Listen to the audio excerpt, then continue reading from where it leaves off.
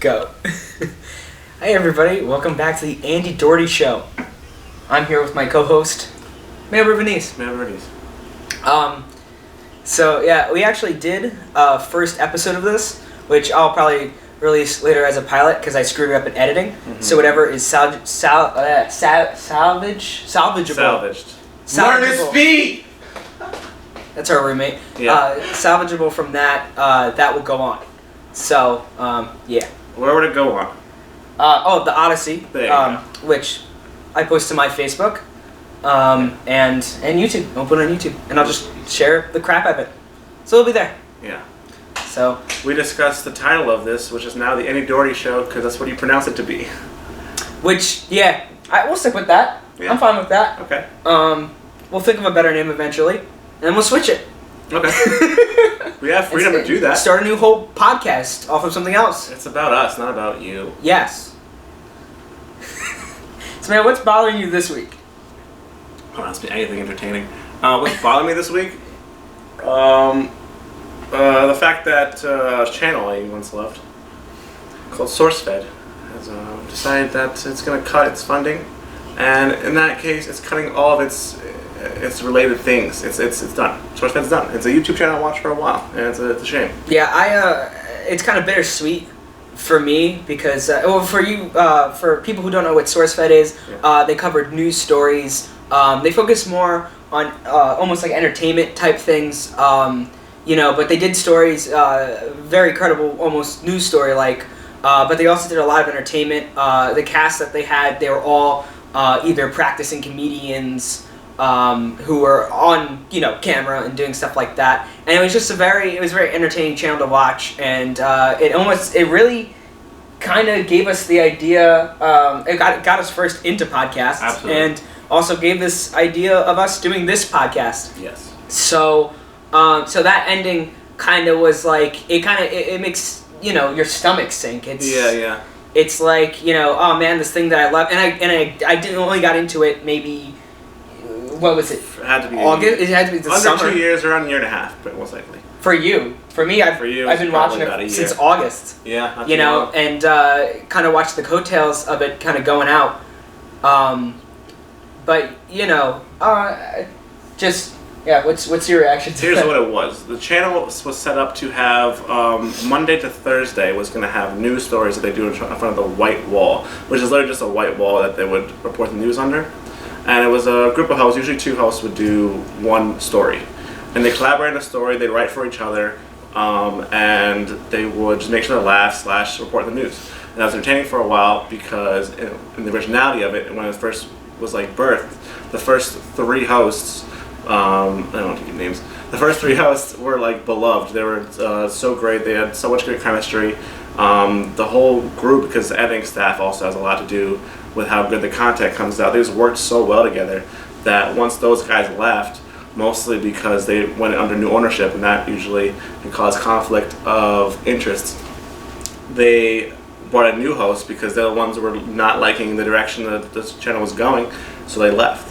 So the newer host got a lot of flack from the audiences. Every comment on every video was, "We miss the old hosts. We'll bring back Lee, bring back Elliot, bring back Joe," which is their names, and bring them all back. And I didn't think that was fair for a while when I started watching it, because the guys, they were putting in good effort. They were still writing and still trying to make sure to laugh, still trying to entertain the people that were watching their channel. So it was just a shame to me that I had to watch the newer hosts come in and get a lot of flack. Yeah, a lot of hate for not a great reason.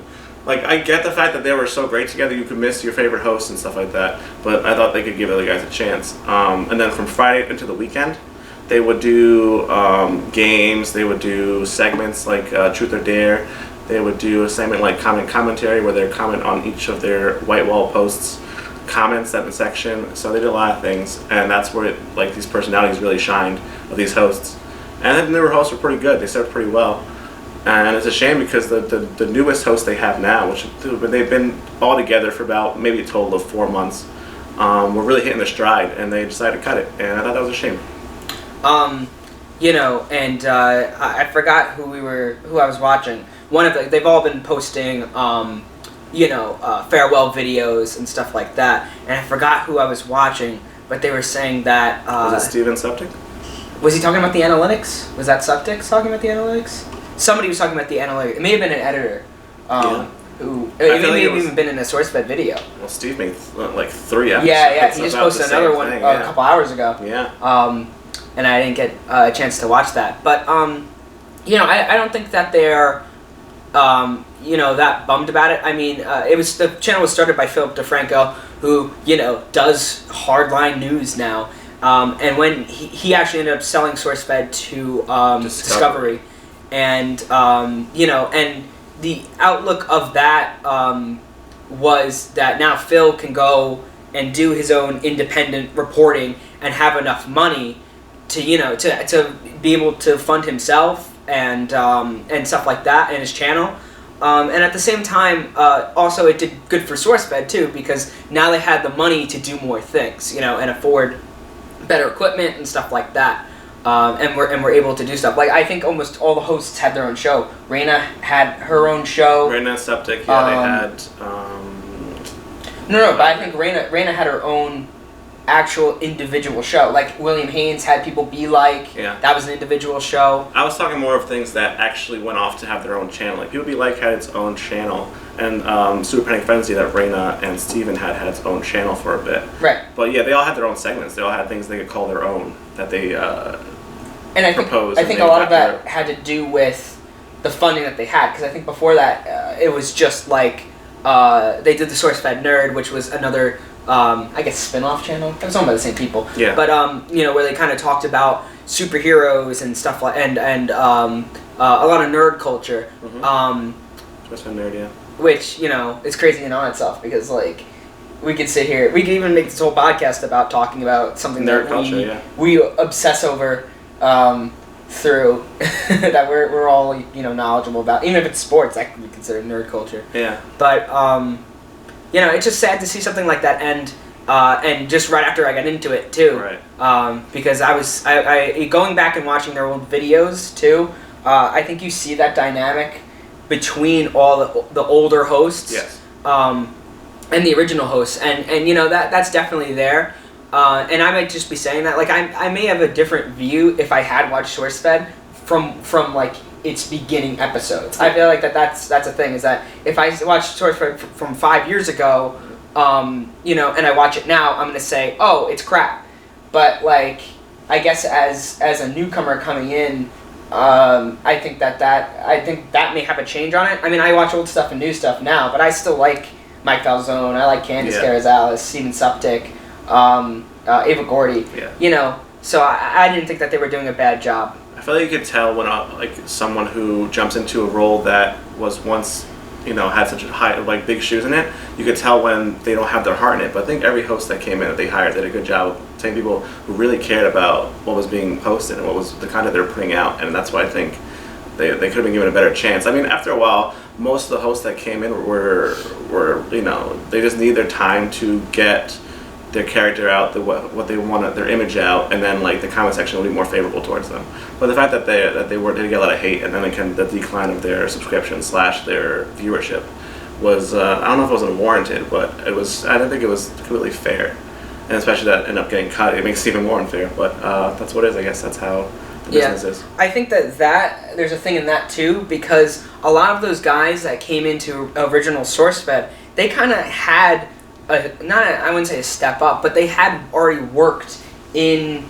I mean, there's people behind the camera that obviously, all the hosts keep on making a joke like, oh well, they're fine because they all have skills. Yeah. And but for the hosts that are there, a lot of those guys like Steve Zaragoza, he worked, I think, on we found it out either on Dynamic Banter podcast or SourceFed podcast. Mm-hmm. He worked at Sony. Is that what you're doing? Well, yeah, he worked at Sony and was an editor. Bree Esrig, she worked at Young Turks. Young Turks, yeah. And then she went over to SourceFed. Even Will Haynes. Will Haynes was on the original SourceFed. More behind the scenes work. Well, he was an intern by Philip DeFranco, and then he left to go to, I think he said, BuzzFeed, for a little bit, and then he came back to SourceFed. So I feel like those guys, when they came in and they interned, they first had to they were interns for a couple years before they were even on camera. Yes. Especially Will. And you hear about him talk about the whole influence about how he's kind of like this open book now when he used to be so closed in and quiet, and then a couple of the hosts got opened up gradually, and now you can't get him to shut up on some of these videos. He has his own channel. He got his own channel out of it. So came a very long way. But I think that when you look at like Candace Carrizales, Steven Suptic, they were both YouTubers. But Candace is young. She's 19, 20? I think she either just turned 21 or hasn't turned 21 yet. Yeah. Right. So, and her only experience, I think she was as a stand-up comedian when she was like 17 and moved out pretty much on her own to, the West Coast. And Steven Suptic always did YouTube videos, and I think that's where he got his following from. I'm not sure how he came in, but I think he just did he was also an intern, and then got himself in trouble in the earlier stages of when he was started hosting. And that's the fire jokes? And then they fired him. Mm. Yeah, and I think he came back after Super Panic Frenzy was canceled, and they needed more hosts, so they brought him back. Right. Yeah. So, and then who else? Mike Falzone. Falzone was really just a stand-up comedian. I don't really know how long he's been there. I mean, they talk like he's been there for a while. I think he interviewed around the time Lee left, which is mid 2 years ago, or I think she left mid 2 years ago, around summer of 2015. I think she left the show, and that's when Mike got an interview. Cause I think he did a segment with them, with Lee, Elliot, and it was Mike. Mm. And then they all left, and then he took over. Right. But he also did podcasts when he was still with his now wife, then girlfriend, Zoya, when they were still in Connecticut, before he moved out west. So, and I started listening to their Welcome to Our Podcast, and they used to have it called Welcome to This Podcast or something like that. And most likely. That went back years. Yeah. So they've been doing that for 2 years or so. I think it's longer than that. Yeah? Yeah, I think it's way longer than that. So he's had his channel for 5-6 years. Yeah. His earlier content has been when he was a baby. Yeah. Doesn't have his huge beard. Doesn't have his beard and the long hair. Yeah. But just seeing that come to a close was just kind of this interesting thing. And then, you got mad when we started. They have a live stream that started at 5 Eastern. I think it was 2 Pacific time. Yes. That's still going to probably go on for the next 3 hours because it's their last day and they're going to stop shooting. Today being Friday, March 24th. Yeah. We're taping this on Friday. Don't know when it's going to go out. Mm-hmm. But, and we were watching probably about, almost 2 hours of the live stream? Probably about a little over an hour. I don't think we watched it for that long. Yeah. Because it started late. The bits were kind of getting redundant. Well, I think it's the type of thing where they're saving the best for last. So it's a lot of, thank you to everybody and people telling their favorite stories. Their last, smaller bits from, things like their white wall. They're, the things SourceFed nerd stories, and then later on they're going to do some of their more popular stuff like Truth or Dare and commentary. And we weren't going to wait all that long because there'll be 8 or 10 to that, and then we'll be too tired to make this podcast. Yeah, but you got really mad because of how many people were watching before it even started.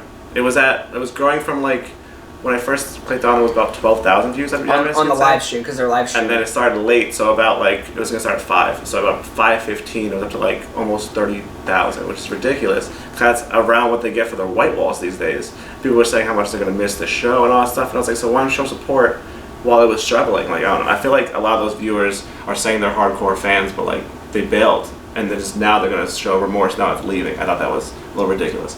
Yeah, I just feel. It's like sour grapes because it's I got into this thing late and you're just trying to play catch up and they got probably what was it 4,000 videos they have so many things I think it was 4,000 that would go out every week that would someone get behind on so just sour grapes yeah. And it kind of led us to this because we taped our first episode of our podcast 2 weeks ago, or probably, 2 weeks ago, and then we had, because it was the week before break, so maybe even 3 weeks ago. Yes. And then, midterm time came around, and we were jam full of work, and then it was the break. So, and I was expecting to have 3 podcasts turned out in those 3 weeks, and that didn't happen. So, but SourceFed getting canceled, I think, kind of like. I mean, we also have the teach ourselves to edit at the end of the day too. Yeah. Figure out how that works out. Yeah, which we're gonna have to stop. I'd say we stop around 28. We'll try to like be like, oh, we'll be right back, and just like cut the thing because the camera that we use cuts it off at 30 minutes, but it does weird times, so we're gonna have to do that. But I think that being canceled. I was like, oh, that's something we could talk about. Yeah. So and really give us a direction with this podcast, yeah. Yeah, I mean, in the second half we could still be like weird and silly. We're also gonna keep calling this a podcast. It's a video cast. Yeah. It's a vidcast. Well, it depends on what we do with it. Because I mean, if I can't edit the video, then we'll just release the audio. Where would you do that though? You just have to do that on anything, yeah. Okay. We just have to put. We just have to edit. Still gotta chop up the beginning. So it's gonna be hard. Give us a small learner's curve. We'll be good.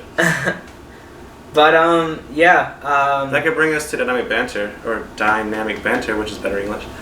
Which would be Mike, like we spoke about already, the one with the beard, and then Steve, which we haven't mentioned, is not Steve Septic, Steve Saragosa. Those two have a podcast that we started watching around like fall last year, and those guys are fantastic too. It's called Dynamic Banter because they could just rattle off jokes back and forth really well.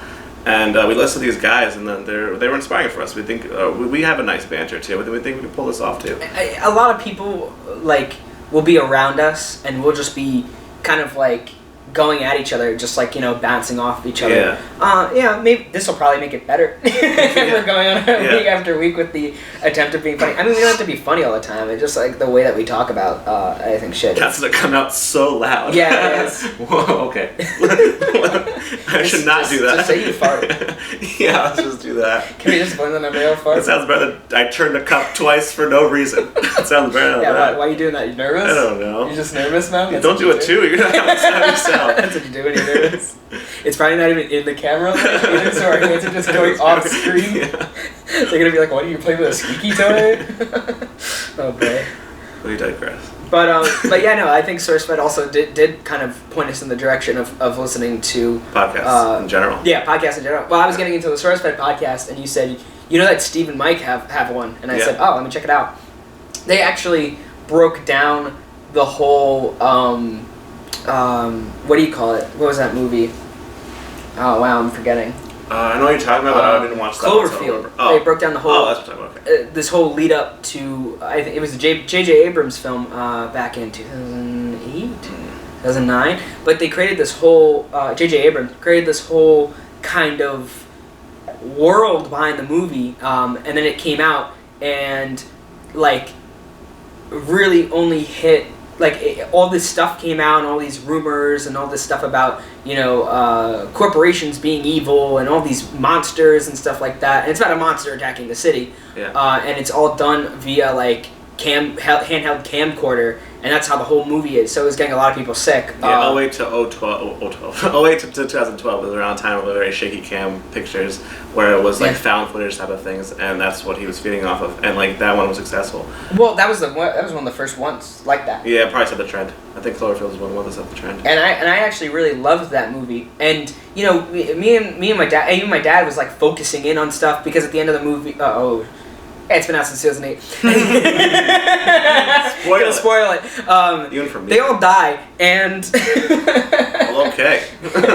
Cool. But at the end of the movie, it kind of they're taping over something. It's during one of the friends going away parties, and it cuts to a tape. He's taping over a tape, and then this whole thing goes down where it's where this monster's attacking the city. But in the last moments, it cuts to film from the original tape that they're taping over. If this is making no sense, cool.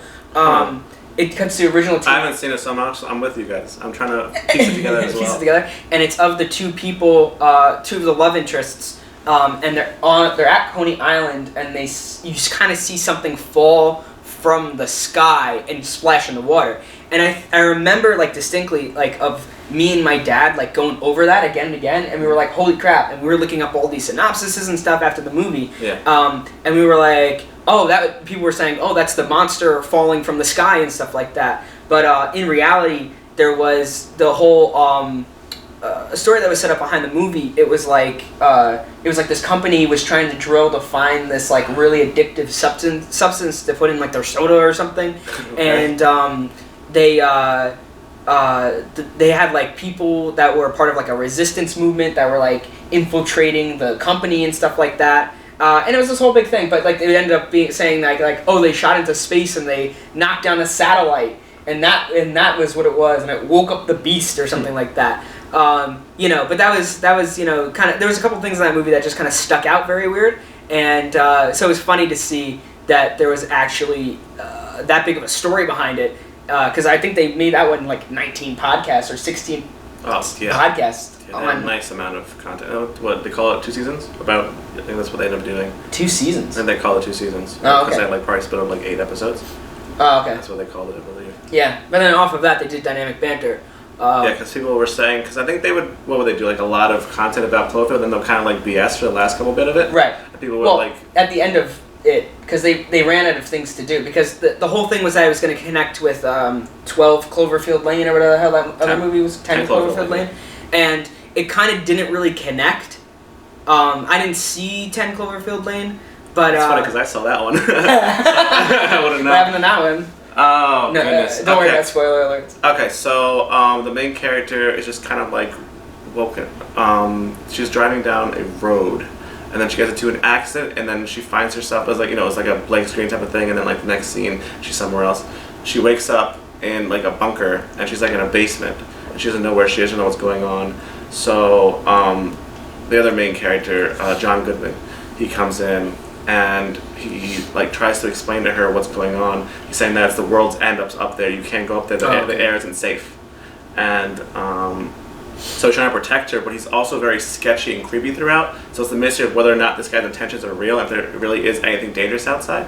And that's usually what pretty much what it's all about. And then at the end, there's nothing really bad outside, but then a creature does appear, and it's another monster that she like stabs its eye out or something like that. It's a really intense scene. There's like monsters in that one too at the end, but it's only at the end. The rest of it's just a bunker with John Goodman.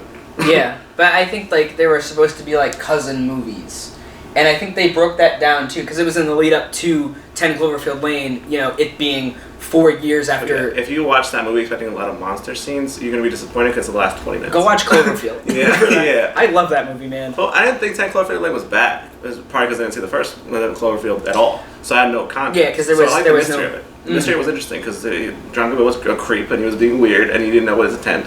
So it was interesting. It was a thriller, but I didn't get the connection between the two movies. Right. Yeah, I think that's where the problem probably came in with that one. Then I think it did pretty okay. It did well. Yeah, I don't think it was that terrible. But like I think the whole thing behind that was that J.J. Abrams wanted to set that up as like the new Godzilla movies. Oh really? Yeah, he wanted to make it like a whole saga, and then he got, what did he do in between? He did something in between because he wanted to release it every year. And then he got a break. Didn't he do the Star Wars? He did a major film, right? Oh, he does a lot of major films. He probably did Lord of the Rings. Probably Star Wars. Yeah. Not sure about that. J.J. Abrams does a lot of that Don't genre. let us know. We don't care that much. Oh, please don't. We want our comment section to be empty. Yeah. At least now. We're on 23 minutes. Just in case we don't want to come back after the break. Okay. I'm just gonna say, I'm also gonna set up a a hashtag on Twitter, hashtag Andy Doorty Show. That's ANDYDOORTY show. And I'll try to use that to either field questions that you guys have, or I'm on Facebook with Andy Doorty, obviously. Early suggestions of what you want to see from us? Any topics you think we should talk about? Yep. I know it's early to talk to that because it's our first episode, but you could still bring it up if you have any suggestions. Yeah. And don't be afraid to fire those in there, because... Don't be afraid to fire criticisms. Oh, please do, because I'll talk about that too. Yeah. Was SourceFed too vague of a topic to talk about that no one would have known? Don't think so. They had millions of subscribers. They're a big YouTube thing, man. If people know Phil DeFranco, people know what SourceFed is. Oh, you're right. Speaking of Phil DeFranco, he posted today about saying goodbye to SourceFed. Yeah, I saw that. I saw him, it was the morning, and he said something about being in a weird place. or something like I that. must have reacted to it like recently or whatever. And that's why he hasn't posted about it yet, because it was like a reaction.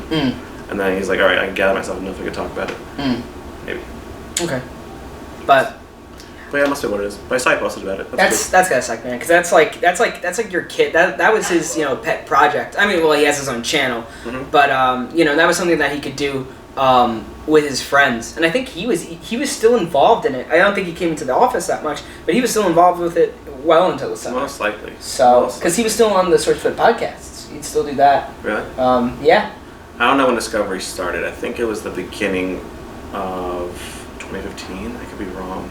I don't think so. You think it was? I think it was way later than that. Yeah? Okay, then I don't know. I really think it was way later. Don't let us know on that either. Yeah. We should have. We did a pretty considerable. I mean, we watched the show and we have feelings about it. So that's where this is all coming from. I mean, we get the stuff that we get from their videos and stuff like that, and just observations that we make throughout these last couple months of watching SourceFed. But SourceFed Nerd, and along with another channel, Screen Junkies. Between those two, around 2 years ago, I believe it was, I got into nerd culture as well. I started watching Marvel movies. I started getting interested in all that stuff, and it added another feature to my huge fandom towards film and movies. So I owe that to them too. And the SourceFed Nerds did a cut too, which SourceFed Nerd did a lot better than with their nerd news than they did with White Walls, where after a while White Walls kind of became trash clickbait stories, where back then they actually put things that are actually well thought out, interesting, where I guess Discovery didn't really have them do anything too in-depth or passionate, because they were just settled with really lame social media stories. Yeah. But yeah, the nerd news was solid to the end. The nerd news was always great. So it's a shame to see that. Well, I think that's the difference between having Philip DeFranco in there and not having Philip DeFranco in there, because that dude, if you watch Philip DeFranco's channel, he's great at reporting the news. Right. He knows what's newsworthy. He's fantastic at reporting news. And he's good at what he does. So, but that's the way the cookie crumbled. I mean, they all have their channels. Maybe they'll post there more, but as fans, we're just kind of hoping we find a way to see them somewhere. Because a lot of people go into paywall content where you have to pay $20 to see content that you're not even sure is really that great, or even that they didn't like. So it's tough. I hope they find a way to stay active on YouTube on channels that are we can still see them and it's free. That's what I'm hoping for as well. Yeah. But I was gonna bring up I'm probably gonna cut this in a minute and a half, but try to do a quick little wrap up that we could probably get into when we come back from having switched the videos. But we get we're doing this for free. We're not doing this for anything. We're doing this because we get a lot of people say that we should. They're like, oh, we like the way that you guys interact with each other. It's funny and stuff like that. And we really have a really good viewpoint. I think we have a different viewpoint. Yeah. Which always makes it interesting, because if we all just thought the same, it would be the same crap over and over again. But I just think that doing this now is awesome, because it's it's a way for us to just sit here and talk about stuff, and we do this all the time. We sit, me and our one roommate that you heard scream before, and Mayo, we all sit and we do what we're doing right now for hours on end. And we could be up to about 3 doing what we're doing right now, and we'll start at 10 o'clock, and we'll just stay in the same spots. And if we come back, hopefully get into some funny. But we could talk serious. We could talk funny. That's what we have in this room. Fortunately, that we can talk about anything and have a good time with it. Right. So hopefully we bring some good content to you guys. Yeah. But all right, we're going on 29 minutes, and so I think I'm gonna cut it, and and we'll come back after the break. Sounds great. Cool. Alright, so I just gotta cut 20 seconds off of